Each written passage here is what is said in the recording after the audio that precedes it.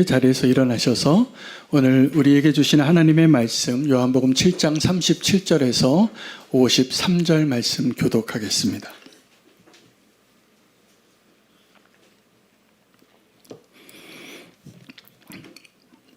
명절 끝날 곧 큰 날에 예수께서 서서 외쳐 이르시되 누구든지 목마르거든 내게로 와서 마시라.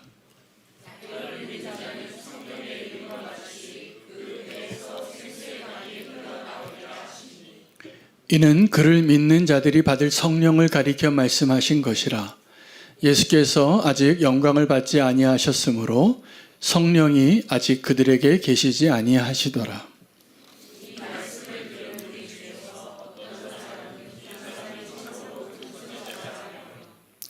어떤 사람은 그리스도라 하며 어떤 이들은 그리스도가 어찌 갈릴리에서 나오겠느냐.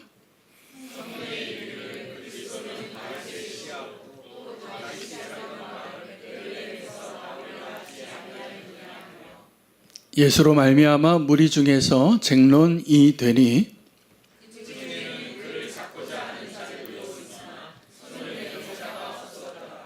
아랫사람들이 대제사장들과 바리새인들에게로 오니 그들이 묻되 어찌하여 잡아오지 아니하였느냐.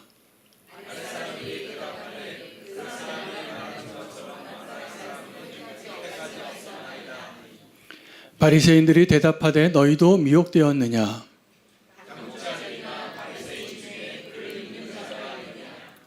율법을 알지 못하는 이 무리는 저주를 받은 자로다.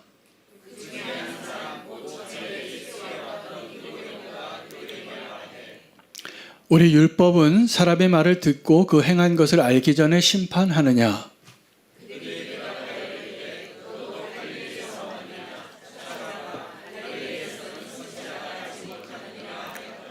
함께 읽겠습니다.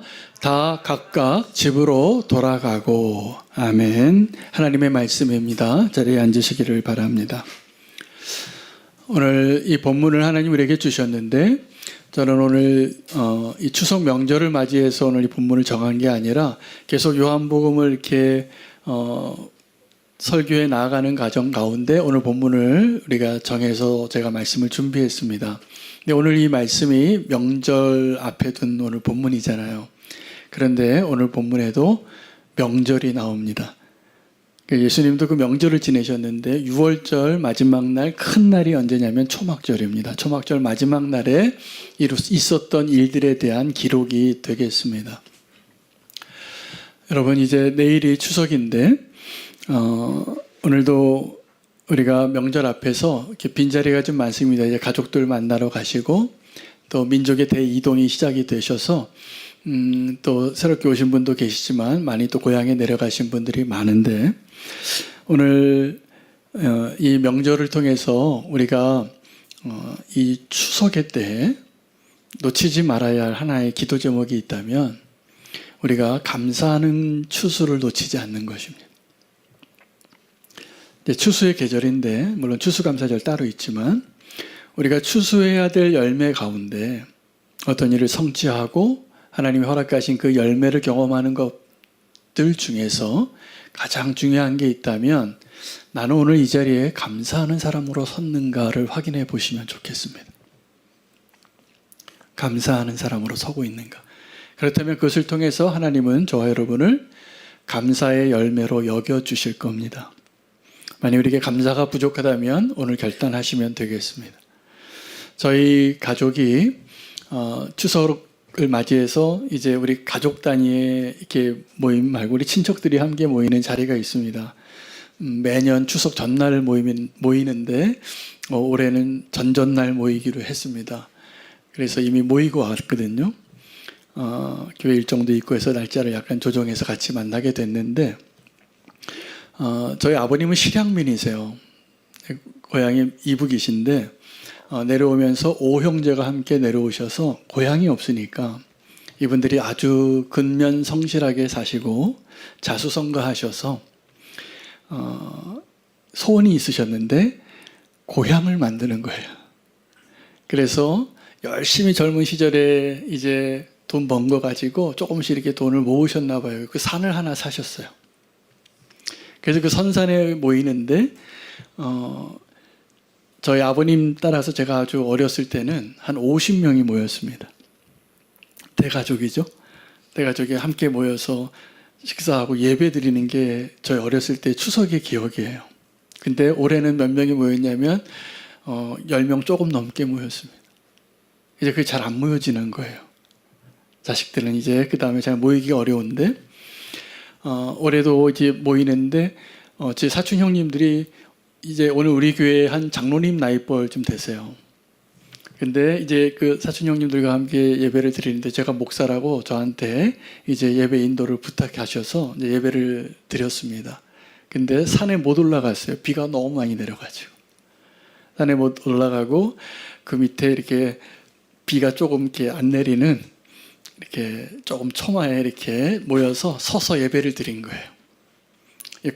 우리 새로 결혼한 조카의 아기까지 이렇게 막 조카도 있고 아기 데리고 온 가족도 있고 이렇게 예배를 드리는데 오늘 우리 교회에서 준비해 드린 그 가족 예배 순서지로 드렸습니다. 그 예배로 드리고 설교를 말씀을 나누고 마지막 순서에 한 번씩 우리가 감사의 고백을 나누십시다 하고 하나씩 다 나누는데 비가 오는데 눈물이 더 많이 났어요. 감사를 여러분 언제 감사가 많이 되던가요? 네, 우리가요 풍요로울 때 감사하지 않습니다. 사실은 우리 정상적이라면 하나님이 부어주신 게 많아서 하나님 이렇게 많은 걸 주시면 우리가 하나님 감사해요. 우리 이렇게 많은 축복을 받았어요. 이렇게 해야 되는 것이 정상인데 사실은 우리가 언제 감사를 많이 하게 되냐 하면 우리 정말 어려울 때예요. 정말 힘들 때 감사가 넘치고 정말 고난의 길을 가는데 하나님을 더 붙잡고 싶고 우리 신앙의 위기가 뭐냐 하면 우리가 너무 잘 살게 되는 겁니다. 지금 저와 여러분은 지금 그런 시대를 살고 있어요. 우리 자녀들이 그런 시대를 살고 있고 우리 부모님이나 저까지도 고생을 했는지 모르겠는데 제가 부모님과 비교하면 비교할 수 없을 정도로 편하게 살았고 우리 자녀들을 생각하면 더 고생을 안 해봤습니다. 그래서 우리가 반드시 하나님 앞에 감사하는 법을 어떻게 기억하고 나눌 수 있게 할까를 고민해 보셔야 됩니다. 제가 이전에 목회를 하기 전에는 선교사로 파송받았다가 또 돌아와서 선교사 훈련하고 이렇게 섬기는 일들을 오래 했습니다. 제가 한 기간 동안에는 그 단체의 인사 책임자로 있었습니다. 선교사들을 돕고 멤버 케어하고 상담하는 게 제 일이었어요. 그럼 문제가 있으면 고민이 있으면 선교사님들 찾아가서 상담해드리고 또 인터뷰도 하고 이렇게 도와드리는 일이 제 역할이었어요. 그 일을 하는 사람은 퍼스널 매니저라 그래요. 그래서 제가 그 일을 했는데 그 단체에서 제가 그때 깨달은 사실이 하나 있습니다. 선교지 중에서 정말 객관적으로 보기에 다른 사람이 보기에 저렇게 고생하는 데 가서 어떻게 살지 하는 데 가서 있는 선교사님들은 감사가 넘쳐요. 객관적으로 보기에는 훨씬 어려운 조건인데 아주 열악한 조건에 제대로 먹지도 못하고 입지도 못하고 고생을 많이 하는 곳에 계신 선교사님들은 늘 감사가 넘치고 또 어떤 선교지가 있냐 하면 지금 영적으로 무너져 있어서 유럽이나 이런 서구권에 그때부터도 우리가 선교사를 파송했습니다. 근데 그 선교사님들은 우리나라보다 잘 사는 나라의 선교지에 가서 사역을 하는데 힘들어요, 영적으로. 훨씬 힘들어요. 감사하기가 어려워요. 주변을 보면 다 나보다 잘 사는 사람들이 있고 내가 살던 생활 수준보다 더 높은 곳에서 복음을 전해야 되고 그 가치보다 더 우리가 확신하는 그 복음의 능력과 그 소식을 전하는 삶을 사는 게 늘 어려워서 그분들이 마음이 늘 힘들어서 상담 대상자가 더 많았어요. 힘든 곳에서 사역하는 분들은 그 상담이 필요 없어요. 너무 행복하게, 너무 감사하게 잘 사세요. 그런데 좀 편안하고 부유하고 좀 안락하고 훨씬 조건은 좋은데 우리가 만약에 선택하라 그러면 여러분 어떤 선교지 가고 싶으세요? 그런 데 가고 싶지 않으세요? 만약에 이사 가면 어떤 데 가고 싶으세요? 좀 좋은 데 가고 싶잖아요. 근데 여기에 우리의 위험이 있다라는 거예요. 우리는 다 그런 걸 원하는데, 조금 더 좋고 편하고 안락하고 풍요로운 곳을 원하는데 그곳에서 우리는 훨씬 힘듭니다. 하나님께서 그것을 아시고 이스라엘 백성들에게 명령하신 절기 중에 하나가 유월절과 초막절인데, 초막절은 어떤 절기냐 하면 너희가 광야에서 살았던 때를 기억하라요. 그래서 나뭇가지로 이 텐트를 짓는 거죠. 이게 장막절이 텐트 짓는 절이에요. 그래서 멀쩡한 집 놔두고 그 앞에서 나와서 야영하는 거예요. 불편하게 사는 거예요. 그 야영을 하면서 그때 하나님께서 우리에게 주신 은혜를 기억해라. 그게 무슨 얘기냐면 광야의 때로 돌아가라는 거예요. 여러분, 우리가 광야를 아무도 원치 않지만 정말 하나님의 은혜를 경험하기 위한 최적의 조건은 약속의 땅이 아니라 광야의 땅입니다. 그래서 지금 나의 인생 가운데 고난이 있고 광야의 때를 지나시는 분들이 혹시 계시다면 꼭 기억하시기 바랍니다. 하나님의 은혜의 때를 사시는 거예요. 지금 내가 지금 뭔가 문제가 있고 고난이 있고 지금 피하고 싶고 있고 하나님 앞에, 하나님 왜 나만 이렇게 어려워요? 왜 내게만 이런 고난을 주세요? 라는 시기를 지나시고 계시는 분이 있다면 꼭 기억하시기 바랍니다. 은혜의 때를 사시는 겁니다. 도리어 우리 영적으로 도전이 되고 위험한 시기는 언제냐면 풍요의 땅에서 살 때예요. 여러분, 지금도 한국교회가 왜 어려운지 아십니까? 기본적으로 우리가 지금 너무 잘 살기 때문이에요. 우리가 국민소득이 3만 불이 넘었어요. 그럼 우리가 정말 하나님을 갈급하고 하나님 앞에 의지하고 하나님으로 만족하고 하나님께 감사하는 삶이 훨씬 어려운 시대를 사는 거예요. 그러니 우리 자녀들을 생각하면 이해해 주시기 바라요. 고생을 안 해봤어요. 근데 이게 축복이 아니라 영적으로 훨씬 어려운 거예요. 훨씬 어려운 거예요. 오늘 이 초막절에 예수님께서 명절 마지막 날에 한 말씀을 하셨는데, 그 말씀이 목마른 자들은 누구든지 내게로 와서 마시라. 나를 믿는 자는 성경의 이름과 같이 그 배에서 생수의 강이 흘러나리라. 이 말씀을 하시는데, 그 다음 본문에 보면 그것과 전혀 상관없는 내용들이 나와요. 유대 종교자들이 예수님을 잡으려고 사람 보냈는데 못 잡고 왔고, 니고데모가 한마디 하고, 그리고 흩어졌더라. 근데 제가 이 본문을 묵상하다가 잘 이해가 안 되는 거예요. 왜 예수님이 이 시점에서 생수의 강을 말씀하셨을까? 왜? 이 명절 끝날에, 이 초막절 마지막 날에 도대체 무슨 일이 있기에? 그래서 제가 이 본문을 같이 여러 목사님들하고 함께 기도하면서 준비합니다. 일주일 전에. 저는 그 일주일 전에 말씀을 준비하고 그 본문을 가지고 함께 모이는 거예요. 그래서 목사님들하고 이렇게 오늘 이 본문을 가지고 지난 화요일에 새벽에 모여서 이렇게 줌으로 만나서 같이 성경을 연구하고 말씀을 준비합니다. 한 6명의 목사님 함께 하시는데, 제가 질문을 했어요. 이 문맥 가운데 왜 예수님이 이 시점에서 배에서 생수의 강이 흐르리라는 이 말, 누구든지 목마른 자는 내게로 오라라고 왜 말씀하셨을까? 어렵다고, 이해가 안 된다고, 누가 좀 설명해 달라고. 그랬더니 다른 목사님들이 다 주석을 달아가지고 이 조사회가 저에게 알려주셨어요. 그 미리 다 준비하셨나 봐요. 저는 그 조사 자료를 전부 안 보고 왔는데. 그래서 그 이유를 설명해 주셔서 제가 이제 알게 돼서 그걸 좀 나눠드릴게요. 그 문맥상 왜 이 명절 마지막 날에 초막절에 예수님이 생수를 이야기하시고 목마른 자는 내게로 와서 마시라고 얘기하셨을까? 이 초막절을 유대인이 오랫동안 지켜왔는데, 모세 때부터 지켜왔지만 나중에 성전이 생기기 전과 후로 나누어진답니다. 그래서 이 예루살렘에 성전이 생기고 나서 이 유월절과 초막절 맨 마지막 날에는 실로암에서 물을 떠다가, 초막절 가운데 실로암에서 물을 떠다가 성전에다가 물을 붓는 그 종교적인 행위가 지금까지 진행이 되는 거예요. 지켜오는 거예요. 그럼 왜 그랬을까? 왜 실로암에서 물을 떠서 이 성전에 물을 부었을까? 왜 그랬을까요? 그들이 광야에 있을 때, 장막 가운데 거할 때 하나님께서 그들에게 만나도 주시고 바위에서 물이 솟아나게 하고 그 광야에서 생수가 흘러나게 하신 일을 그들이 경험했던 것을 기념하기 위한 겁니다. 그래서 그들이 그 초막절에 그 생수의 물을 실로암 물을 갖다 붓는데 예수님 보시기에는 그 물이 진짜 물이 아니에요. 예수님 보시기에는 그 모세와 함께 광야를 지나던 시절에 이스라엘에게 하나님이 허락하셨던 그 생수가 아닌 거예요. 그 너희가 지금 퍼오는 그 물은 진짜가 아니라 그 얘기하신 거예요. 목마른 자는 내게로 오라.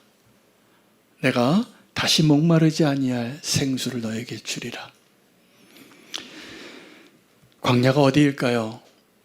이스라엘 민족의 여정 가운데 애굽의 종되었던 곳에서 모세가 출애굽시켜서 광야의 공간과 시간을 지나고 갔던 그 목적지가 약속의 땅이었습니다.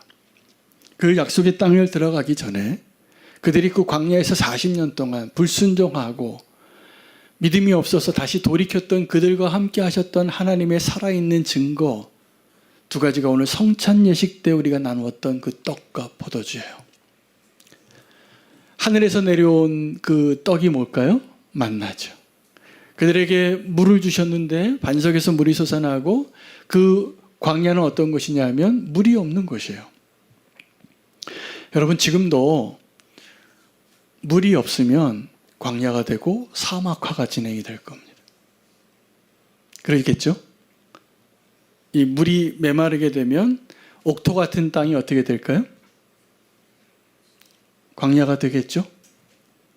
근데 오늘 이 말씀을 통해서 우리가 발견해야 될 또 하나의 광야가 있는데 그 광야가 우리의 마음이에요. 우리의 마음에 은혜가 떨어지기 시작하면 어떻게 될까요? 힘들죠? 근데 우리의 마음은 너무나 쉽게 광야가 됩니다. 언제요? 은혜만 조금 수돗물이 흐르지 않으면, 은혜가 흐르지 않으면 우리의 심령은 정확하게 광야가 됩니다. 하나님의 은혜로 우리가 우리의 마음을 늘 적셔야 돼요.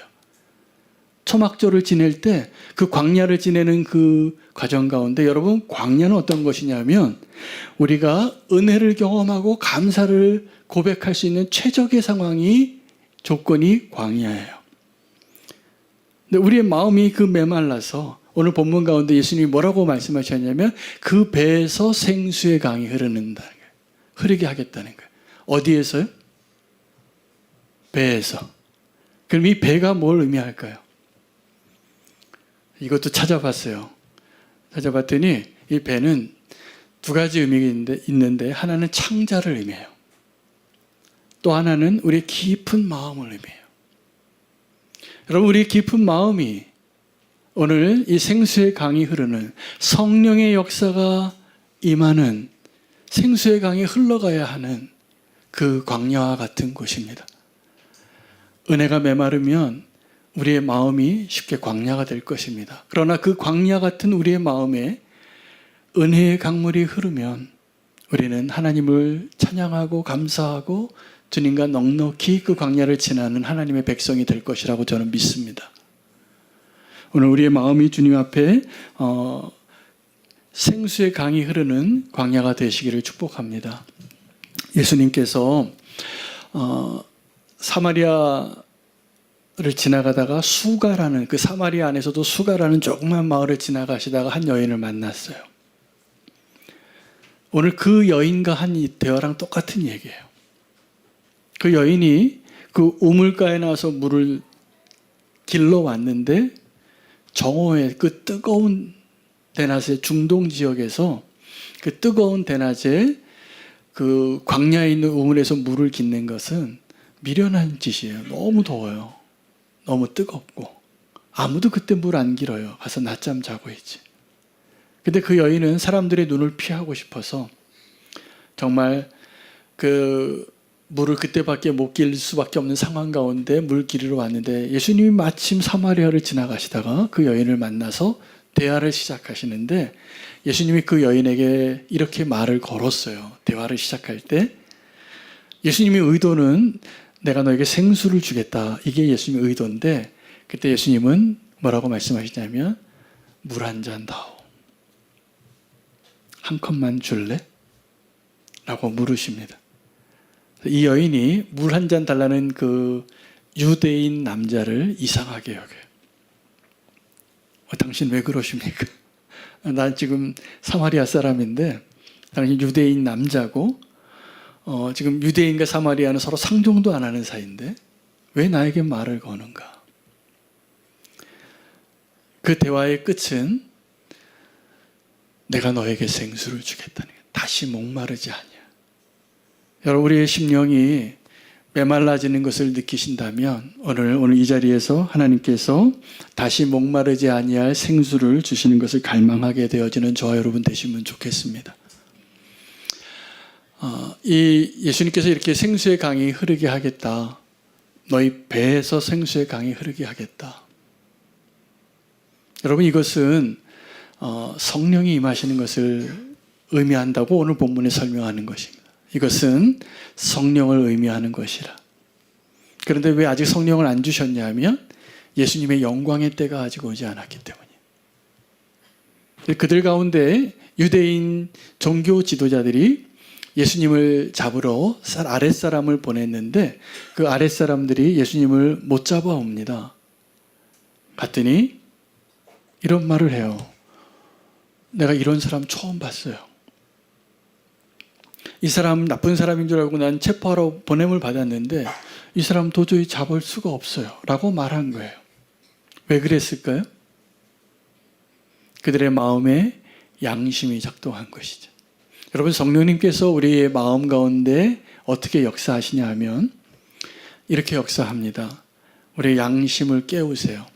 그래서 우리가 근심하는 일, 죄 짓는 일, 하나님이 기쁘시지 않는 일을 하면 성령님이 어떻게 역사하실까요? 말씀하십니다. 여러분 그걸 믿으십니까? 성령님이 우리 가운데 말씀하시는 거. 이게 성령의 생수의 강이 우리의 배에서 흘러나게 하신다는 거예요. 그런데 이 아랫사람들은 그렇게 양심이 작동이 돼서 예수님을 죽이지 못하고 이 사람 진짜 선지자 같습니다. 라고 말하는 거예요. 이 사람 진짜 메시아 같아요. 메시아가 온다면 이보다 더 많은 일을 행할까요? 라고 말하는 거예요. 그런데 이 종교 지도자들은 잘못된 확신을 가지고 있었던 사람입니다. 어떤 확신이냐 하면 메시아가 올 것인데 메시아는 갈릴리가 아니라 베들레헴에서 태어나야 돼요. 왜냐하면 그 베들레헴은 다윗의 고향이에요. 그래서 우리가 알고 있는 그 메시아는 반드시 베들레헴에서 태어나야 해라는 이 성경적인 미가서의 예언을 알고 그것을 기준으로 예수님을 평가하고 결정을 내린 거였어요. 근데 이게 틀린 말은 아닙니다. 예수님 어디서 태어나셨습니까? 베들레헴에서 태어났죠. 예수님은 그때 당시에 베들레헴에서 태어났는데 베들레헴 사람이라고 부르지 않았습니다. 왜냐하면 예수님은 갈릴리에서 자랐어요. 자기 친구들 다 갈릴리 사람이었고 예수님이 제자를 삼으시는데 갈릴리 사람 삼았어요. 제자 삼았어요. 사역도 갈릴리에서 한 거예요. 그럼 사람들이 예수님을 뭐라고 알았을까요? 갈릴리 사람이라. 그래서 확신을 가지고 얘기합니다. 아니야. 메시아 같은 아무리 많은 증거가 이렇게 많아도 한 조건이 용납이 안 돼. 베들레헴에서 태어나야 되는데 이 사람은 베들레헴 사람이 아니라 갈릴리 사람이라는. 우리는 지금 이 사건이 이 일이 있었던 그 시절보다 훨씬 뒤에 역사를 펼쳐서 예수님이 어디서 태어나셨고 어떻게 사셨는지를 아니까 예수님 베들레헴에서 태어난 거 맞잖아 이렇게 얘기를 하지만 그때 당시에 그 사람들은 이 조건 하나 때문에 예수님을 인정하지 않습니다. 그런데 그 인정하지 않았던 사람들 가운데 한 사람이 질문을 해요. 니고데모예요. 그 니고데모는 우리 유대인들은 율법에 따라서 살아야 되는데 그 율법이 이렇게 말합니까? 율법이 그 사람에게 듣지 않고 우리가 심판합니까? 라고 질문을 해요. 손 들고.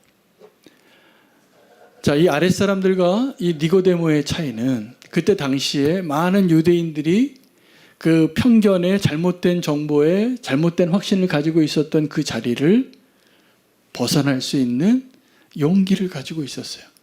니고데모가 누군지 아시죠? 요한복음에 나옵니다. 예수님 찾아왔어요. 종교 지도자인데 내가 이 지위가 있으니까 지금 내가 이런 질문하는 게 부끄러워서 어떻게 구원받습니까? 이거 질문한 거예요. 예수님이 거듭나야 한다고. 성령으로 거듭나야, 물과 성령으로 거듭나야 한다고. 그가 어리석었습니다. 그 이해가 안 됐습니다. 그런데 니고데모는 마음의 문이 열린 사람이에요.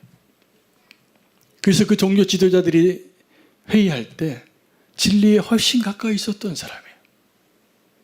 여러분, 성령이 임하시면, 믿는 자에게 성령이 임하시면 우리가 갖고 있는 지식과 경험과 확신을 뛰어넘는 하나님의 음성이 들립니다. 성령님 지금도 그 일을 행하고 계세요. 그래서 이 아랫사람들이 그렇게 반응했던 것처럼 그들이 그 자기에게 명령한 종교 지도자들의 명령에 순종할 수가 없었어요. 왜냐하면 성령님께서 말씀하셨기 때문에. 그들의 양심 가운데 말씀하셨기 때문에. 여러분, 지금도 성령님은 우리 가운데 그렇게 일하십니다. 근데 그 성령님이 우리 가운데 임하실 때 아직 이 장면에서 성령이 임하지 않는데 성령이 임하시죠. 언제 임합니까? 예수님이 십자가에서 돌아가시고 승천하세요. 제자들과 40일 있으시다가 승천하시고 나서 올라가셔서 하나님의 영을 부어주신 그 약속의 성취가 오순절 사건이에요. 그래서 오순절 사건으로 인하여서 교회가 시작이 되어진 거예요. 그러므로 교회는 어떠한 존재냐? 교회가 무엇이냐?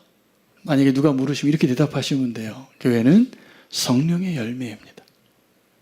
근데 우리가 교회로 모였는데 성령의 역사가 없으면 우리는 어떻게 될까요? 진짜 교회가 아니에요. 이상한 소리 하는 교회가 돼요. 근데 우리가 성령의 임재하심을 경험하고 성령의 음성에 귀 기울이고 성령의 인도하심을 따를 때 하나님 원하시는 교회가 되는 거예요. 교회가 그렇게 시작이 되어져요. 하나님께서 그 성령을 마지막 때에 어떻게 부어주시냐 하면 모든 사람에게 부어주신다 그랬습니다. 그래서 그때는 하나님에 대해서 누가 말하지 않아도 가르쳐주지 않아도 다 알 수 있을 거라고 얘기한 거예요.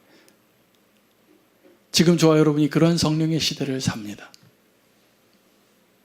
그 성령님을 믿으시나요? 여러분, 그 성령이 어떻게 임하시는가를 제가 오늘 그 비유로 들기 위하여 구약시대에 성령이 역사하셨을까요? 안 하셨을까요? 역사하셨을까요? 안 하셨을까요?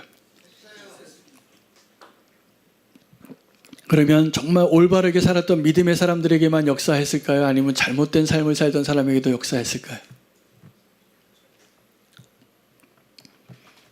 잘못된 삶을 살 때에도 역사하세요. 사울이요, 다윗을 죽이려고 거의 미치광이가 되었을 때 하나님께서 다윗을 구하시고 사울을 막으시려고 하신 일이 사울을 성령 충만하게 한 거예요. 그래서 이 사울 왕이 갑자기 다윗을 죽이려고 바로 눈앞에 두고 성령을 받습니다.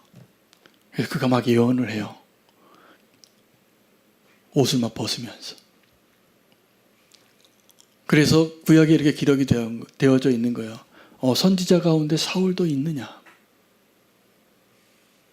성령님이 역사하시면 여러분, 우리의 마음 가운데 사울과 같은 모습일지라도 하나님께서 우리를 충만케 하시고 사람이 바뀝니다. 이 성령이 역사하시는 거예요. 근데 성령이 역사하시는 건 우리 양심에서 음성을 주시는 정도가 아니라 성령이 역사하실 때 강력한 능력이 드러나요. 그래서 사도행전 1장 8절에 예수님께서 승천하시면서 마지막으로 예언하신 말씀이죠. 성령이 너에게 임하시면 너희가 권능을 받을 거라. 여기서 권능에 해당하는 단어가 두나미스예요. 이 두나미스라는 단어에서 다이나마이트라는 단어가 나왔어요. 폭발하다. 여러분 지금 이 시대는 성령님이 그렇게 역사하실까요? 안 하실까요? 역사하십니다. 성령이 역사하세요. 근데 우리가 그 성령의 역사를 가로막을 뿐이에요. 알지 못할 뿐이에요. 이 유대인 지도자들처럼. 지금도 우리가 알지 못하는 가운데 성령의 역사가 일어날까요? 안 일어날까요? 일어납니다. 누구든지 내게로 오라. 내가 영원히 목마르지 아니할 진짜 생수를 마시게 하겠다. 나를 믿는 자는 성경에 기록한 바와 같이 생수가 그 배에서 흘러나게 하리라. 어제 명절임에도 불구하고 저에게 마을 리더분들 전부 다 모여서 저희가 1일 수련회를 가졌습니다. 그래서 마을 리더들과 함께 여러 가지 교회 안건들을 또 함께 허심탄회하게 다 나누면서 고백하고 기도하고 그런 시간을 가졌어요. 그런데 우리 고민이 있더라고요. 전부 다 공통적으로 가지고 있는 고민이. 우리 다음 세대를 어떻게 하느냐. 우리 교회가 어르신들은 참 믿음이 좋아요. 우리 정말 존경할 만한 믿음의 선배님들이 계시고 우리 장로님 권사님들 그리고 우리의 믿음까지도 하나님 앞에 우리가 열심히 살 수 있다라 고백할 수 있는데 이 다음 세대가 너무 어려운 거예요. 우리 다음 세대도 있는데 잘 들어요. 근데 이 다음 세대가 우리 마음대로 이렇게 안 되는 것 같은 거예요. 너무 어려워요. 그래서 이 고민이 다 있더라고요. 그래서 이제 다 그 공통된 얘기를 하면서 저를 바라보시는 거예요. 어떻게 하면 좋겠느냐고. 근데 제가 너무 어려워요. 이게 답이 없어요. 우리 교회 형편에 다음 세대를 어떻게 하지? 나에게 해답이 없는데 주님 어떻게 하죠? 그 기도하는데 어제 모임을 마치고 제가 집에 돌아와서 침묵하고 기도의 시간을 오래 가졌어요. 제가 할 말이 없더라고요. 주님 어떻게 해야 됩니까? 근데 기도하다가 제가 한 소식을 듣게 됐는데 지난 금요일이에요. 이틀 전이죠. 일산 킨텍스라는 곳에서 한 집회가 있었대요. 근데 무슨 암호 같아요. 집회 이름이 저는 알지도 못하는 그 약자로 써서 G2A 이런 집회가 있었다는 거예요. 그래서 제가 무슨 포스터는 봤는데 이제 갔다 온 사람들의 후기가 막 올라오기 시작하더라고요. 근데 제 나이 또래보다 비슷하거나 좀 젊은 선교단체 리더들이 제 페이스북 친구들이 많습니다. 교회 목사님들이나. 근데 이분들이 거기 갔다가 충격을 먹었어요. 일산 킨텍스 굉장히 넓은데 거기에 몇 명이 모인지 아십니까? 15,000명이 모였고 4,000개 교회가 함께했어요. 근데 그 일을 올가나이저하고 10시간 예배를 드렸대요. 근데 갔다 온 분들이 다 뭐라고 얘기하냐면 1시간 예배한 것 같았대. 이게 무슨 사인이냐 하면 그 자리에 성령이 임하신 거예요. 제가 보니까. 근데 그 일을 여태까지 어떻게 했냐면 제 나이쯤 되는 사람들 아니면 저보다 더 나이가 많은 선배님들이 그 자리를 마련하고 준비하기 위해서 선교한국 같은 자리 이런 걸 준비하려면 4년에 한 번씩 하면서 2년에 한 번씩 하면서 엄청 노력하고 준비하고 돈을 쓰고 홍보하고 그 일을 했는데 제가 충격을 받았어요. 이 30, 40대 이 찬양팀 리더들과 젊은 선교단체 리더들이 자발적으로 그 일을 기획하고 추진하고 했는데 성령의 역사가 있었던 거예요. 그 자리에 있었던 제 나이 또래에 있었던 어떤 한 분이 이렇게 얘기해요. 저보다 한 10살 어리신 분이 그래도 젊은 겁니까? 아는 겁니까? 나이가? 예? 그분 제가 보기엔 그분이 젊은 다음 세대라고 생각하고 있었던 그분이 이렇게 얘기하는 거예요. 우리 기성세대는 끝났습니다. 하나님이 새 일을 하고 있습니다. 우리가 도와줘야만 할 수 있는 일이라고 생각했던 그 일들을 이 다음 세대가 우리보다 훨씬 멋지게 하고 있는 거예요. 제가 막 감동을 받았어요. 그거 선교한국이 그 15,000명 모이던 시절은 30년 전 얘기거든요. 지금 모이면 5,000명도 안 모여요. 물론 많이 모이는 게 결과는 아니지만 성령님이 역사하시니까 그분들이요. 제가 그 현장에 없었던 게 아쉽더라고요. 근데 뭐라고 얘기하냐면 이 일이 이제 매년 있을 것 같아요. 충분히 가능성이 있어 보여요. 그래서 제가 어저께 하루 종일 제가 무거운 마음으로 다음 세대를 어떻게 해야 됩니까, 주님? 이 기도의 제목을 가지고 있다가 답을 얻었어요. 답이 없어야지 답이구나. 성령님이 역사하시는데 우리가 다음 세대를 위해서 무언가를 하려고 하면 할수록 제가 보니까 이게 매칭이 안 돼요. 우리 교회에서도 그런 일들이 많이 있었어요. 근데 성령님께서 새벽 이슬과 같은 주의 청년들을 일으키시는데 성령이 임하셔서 우리의 배에서 그 생수의 강이 흘러나는, 여러분 그 청년들이 우리는 다 어떻게 생각했냐 하면 와, 세상으로 나아가고 믿음 못 지키고 염려가 되는 그러한 자녀들이라고 생각했는데 하나님을 향한 갈망이 우리보다 나아요. 하나님을 향한 갈망이 그 자리에서 성령님이 역사하시니까 누가 도와주지 않고 우리가 염려하지 않아도 그 일을 이루시는 분이 누구시라고요? 성령님이세요. 제가 그걸 봤어요. 그래서 막 감사했어요. 우리 교회 지연자매가 지금 뉴욕에서 거리 전도를 하고 있는데 그 동영상을 또 봤어요. 감동이에요. 하루에 50명, 60명이 주님께로 돌아오고 있어요. 뉴욕 타임스퀘어에서 그 꼬꾸라지는 그 마약 중독자들에게 전도하면서. 근데요, 우리 청년이 제가 그렇게 가르치지도 않았는데 주님을 향한 갈망으로 스스로들 모여서 성경 공부하고 노숙자 사역하고 전도 준비하고 치열하게 살면서 땅끝까지 가서 복음을 전하는 일들을 스스로 하고 있어요. 왜요? 성령님이 임하십니다. 그리고 그들이 알아요. 아, 여기 지금 성령이 임하시는 자리인가? 그것이 있으면 대가를 지불하고 어디든지 가는 청년들이 우리의 다음 세대더라고요. 그래서 다음 세대를 위해서 기도하는 우리의 마음에 제가 부끄러워졌어요. 우리의 심령이 새로워져야지. 내 배에서 생수의 강이 흘러나야지 소망이 있어요. 근데 내 배에서 생수의 강이 흘러나가는 것은 기도하지 않고 우리가 무슨 제도를 만들고 무엇을 해야 하는가로 답을 찾으려고 하니까 안 맞아요. 그런데 이제 청년들이 안 옵니다. 다음 세대 안 와요. 다음 세대가 지금도 성령의 인도하심 가운데 모이는 것이 있고 반응하는 것이 있고 주님을 갈망하는 것이 있어요. 그러면 결론은 뭘까요? 우리가 세워줘야 돼요. 우리가.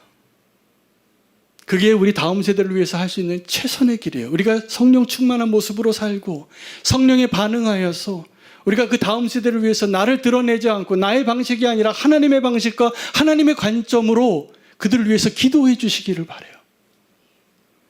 그리고 하나님이 하시는 거예요. 하나님은 지금도 살아계십니까? 안 살아계십니까?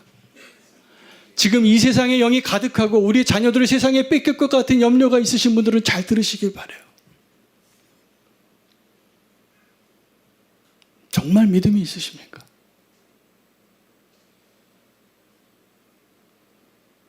우리가 심겨놓고 기도하고 사랑하는 거 충분히 하셨는데 우리에게 믿음이 없어요. 믿음이 없이는 그 배에서 생수의 강이 흐르는 것을 경험할 수 없다라는 거예요. 우리가 믿음으로 기도할 수 있는 저와 여러분 되시기를 축복합니다. 다음 세대 다 사랑하죠. 자기 자녀 사랑하지 않는 부모가 어디 있어요? 이제 주님이 원하시는 그 생수의 강이 우리 가운데 흘러가고 성령의 역사가 하나님의 그 영광이 드러나는 일을 사모하며 성령을 인정하고 믿음으로 주를 따르는 저와 여러분 되시기를 축복합니다. 주님은 지금도 새 일을 이루시고 계시더라.